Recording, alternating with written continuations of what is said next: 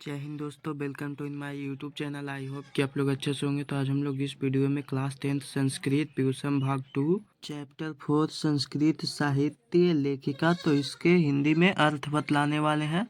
तो अगर आप लोग हमारे इस चैनल पे नए आए हैं तो जाकर इस चैनल को सब्सक्राइब कर देंगे और वीडियो को लाइक कर देंगे। तो चलते हैं, अब हम लोग इसको स्टार्ट करते हैं। इसका अर्थ हम लोग लिखेंगे कि समाज की गाड़ी स्त्री और पुरुष दोनों से चलती है। साहित्य में दोनों का समान महत्व है। इस समय सभी भाषाओं में साहित्य की रचना करने में स्त्रियां उत्सुक रहती है और इसमें यश भी प्राप्त की है। संस्कृत साहित्य के प्राचीन काल से ही देवताओं का साहित्य समृद्धि का योगदान कम नहीं अधिक ज्ञात होता है। इस पाठ में प्रसिद्ध लेखिका का नाम उल्लेखित है। इन सभी ने साहित्य को पूरा करने में महत्वपूर्ण योगदान दिए हैं। फिर उसके बाद यहाँ पे देखिए है कि विपुलम संस्कृत साहित्यम विभिन्न काव्यभिः शास्त्रकारश्च संवर्धितम। इसका अर्थ लिखेंगे कि अत्यधिक संस्कृत साहित्य को विभिन्न कवियत्रियों ने शास्त्र के माध्यम से बढ़ाया है। वैदिक कालाद्रव्य शास्त्राणां काव्यानाच रचने संरचने च यथा पुरुषा दत्तचित्ता अभवन् तथैव स्त्रियोऽपि दत्तावधान प्राप्यन्ते। यानी कि वेद काल के प्रारंभ में शास्त्रों और काव्यों के रचना के संरक्षण में जिस प्रकार से पुरुषों का योगदान था, उसी प्रकार से भी स्त्रियों का योगदान प्राप्त होता है। वैदिक युगे मंत्राणाम दर्शका न केवल ऋषियः परिक्ता ऋषिका अपि सन्ति। यानी कि वैदिक युग में मंत्रों के दर्शक न केवल ऋषि थे बल्कि ऋषिकाएं भी थी। जैसे कि ऋषि होते हैं, उनके पत्नियों को ऋषिकाएं बोला जाता है। ऋग्वेदे चतुर्थ विंशथ वेदे च पंच ऋषिका मंत्र दर्शवक्तयो निर्दिश्यन्ते यथा यमी अपाला उर्वशी इंद्राणी वागाम्बरीणी इत्यादि। यानी कि ऋग्वेद में 24 ऋषिका एवं अर्थवेद में 5 ऋषिकाओं मंत्र दर्शन करने वालों का नाम उल्लेखित है, जैसे यमी, अपाला, उर्वशी, इंद्राणी, वागाम्बरीणी इत्यादि।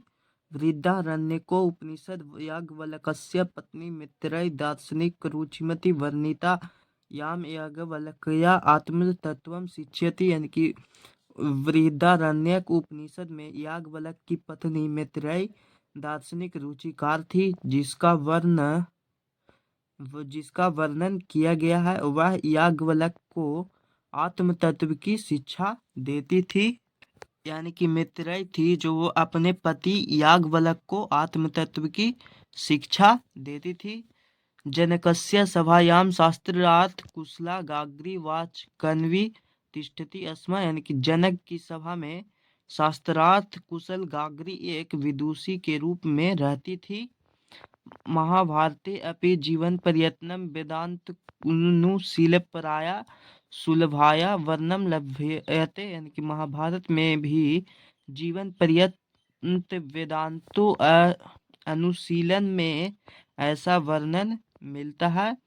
लौकिक संस्कृत साहित्ये प्रायः चत्वारिंशत् काव्यत्रियाणां साधारणतः पदानि स्फुटरूपेण स्थितो लभ्यन्ते। यानी कि लेकिन संस्कृत साहित्य में 400 कवयित्रियों के 50 पद स्पष्ट रूप से इधर प्राप्त होते हैं। तासु विजयांका प्रथम कल्पा वर्तते, जिसमें विजयांका प्रथम यानी कि पहले नंबर पर है। सा च श्याम वर्ण सिदिति पदे नानेन स्फुटित भवति। वह श्याम वर्ण की थी, ऐसा इस पद से स्पष्ट होता है।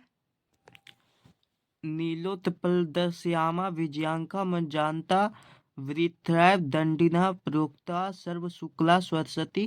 यानी कि नीले कमल के पंखुड़ियों के समान श्याम वर्ण की जानी जाती है विजयांका। बेकार ही दंडी ने के द्वारा उसे सर्व शुक्ला सरस्वती कहा गया है। तस्या काला अष्टम शतकी मिथ्यानुपत्य। यानी कि इसका काल 8वीं शताब्दी के आसपास माना जाता है। विजयांका का यहाँ पे ये है, विजयांका का काल इसका 8वीं शताब्दी के आसपास ही था। फिर है आगे कि चालुक्य वंशीयस्य चंद्रादित्य रानी विजय भट्टारिका विजयांका इति बहवो मन्यते। यानी कि चालुक्य वंश की चंद्रादित्य की रानी विजय भट्टारिका के अनुसार विजयांका बहुत मानी जाती है। किच शीला भट्टारिका देव कुमारिका राम भद्रांबा प्रतिभितो दक्षिण भारतीय संस्कृत लेखिका अश्वफुटपदय प्रसिद्धा। इसके अलावा शीला भट्टारिका देव कुमारिका राम भद्रांबा इत्यादि दक्षिण भारत की संस्कृत लेखिका स्पष्ट रूप से पदों से प्रसिद्ध है। विजयनगर राज्यस्य नरेश संस्कृत भाषायां संरचनाय कृत प्रयासा आसनीति विदितमेव। यानी कि विजयनगर राज्य के राजा ने संस्कृत भाषा के संरक्षण के लिए अनेकों प्रयास किए, यह आसनीति से ज्ञात होता है। तेषामन्तः पुरे अपि संस्कृत रचना कुशला राज्ञो भवना। यानी कि उनके अंतपुर में भी संस्कृत रचना में भी कुशल रानियां थी। कंपन राज यस्य रानी गंगा देवी मथुरा विजयम इति महाकाव्य स्वमाहिनो विजय घटनां मिश्रित्य रचयिता। कंपन राय की रानी गंगा देवी के द्वारा मथुरा विजयम जैसे महाकाव्य को अपने स्वामी के विजय घटना पर रचित, उसमें अलंकार तालमेल समाहित है।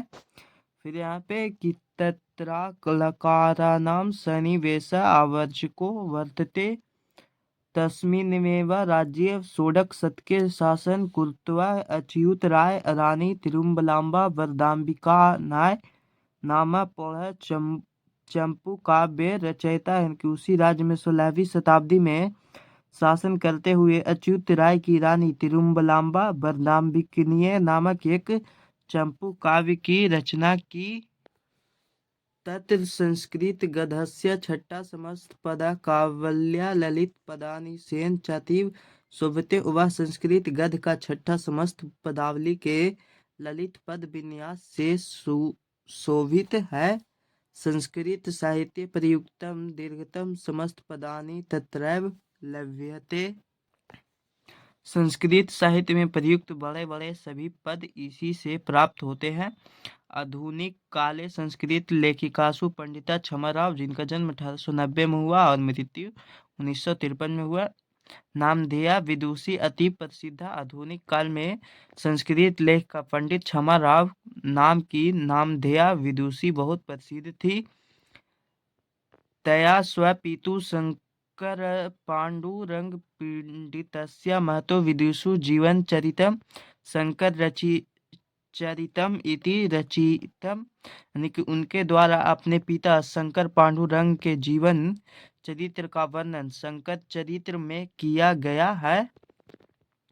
गांधी दर्शन प्रभाविता सा सत्याग्रहिता मीरा लहरी कथा मुक्तावली विचित्र परिषद यात्रा ग्रामो ज्योति इत्यादि अनेकान गद्य पदग्रंथान प्रणीतवती।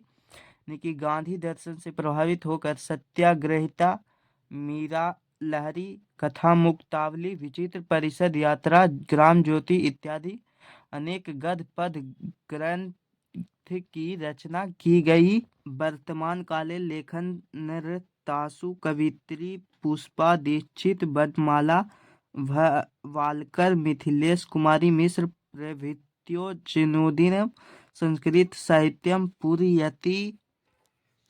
वर्तमान काल में कवित्रियों में भी वर्णमाला भवालकर मिथिलेश कुमारी इत्यादि के द्वारा संस्कृत साहित्य को पूरा किया गया है।